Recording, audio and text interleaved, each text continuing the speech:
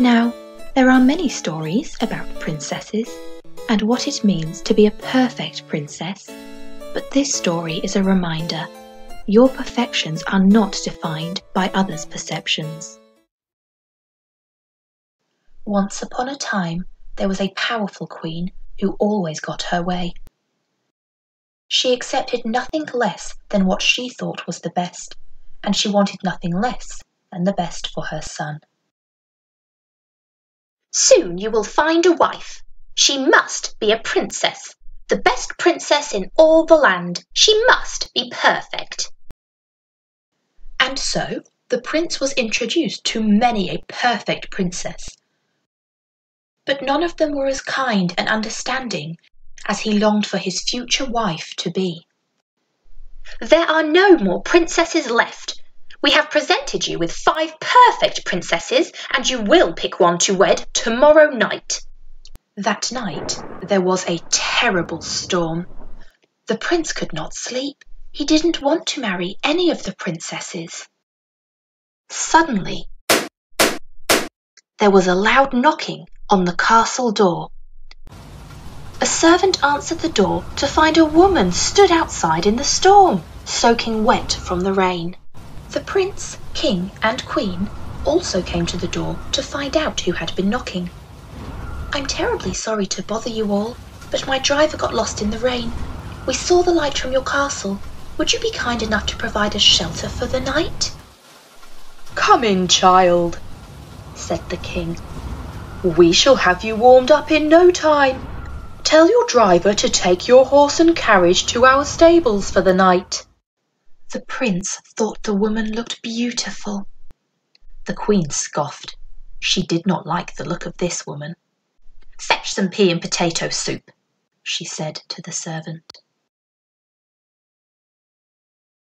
Who are you then? Said the queen. "I am a princess from far, far away. I am travelling to find the rarest flowers to cure one of my servants of a terrible cold." The prince thought the princess was the kindest person he had ever met. That night he spoke to his mother and his father. "She is the one I want to marry. She is beautiful and kind," said the prince. "Nonsense," spat the queen. "She is an impostor.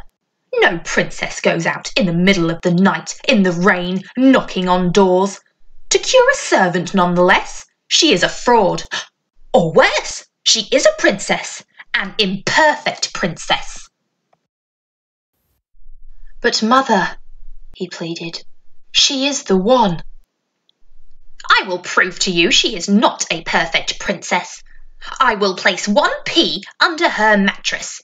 A real perfect princess would be able to feel it and be unable to sleep. We shall see in the morning who she really is.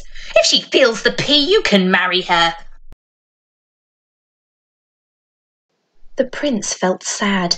He knew nobody could feel 1 pea under a mattress. The next morning the queen asked the girl, "How did you sleep?"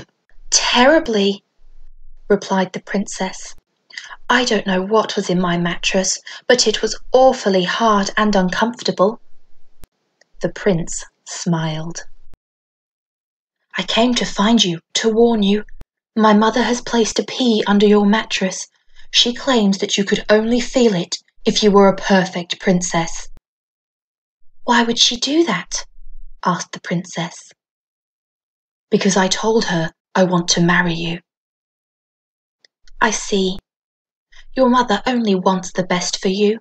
Try to understand, she means well." The prince had been delighted at how understanding the princess was. He promised her if she was to marry him, he would treat her with all the respect and kindness she deserved. "Oh," said the queen, "my dear, you are a perfect princess after all." That evening, the prince and princess were married. Years later, they told the queen what really happened that night, but by then the queen had grown. "My darlings, I am so glad. I should have known.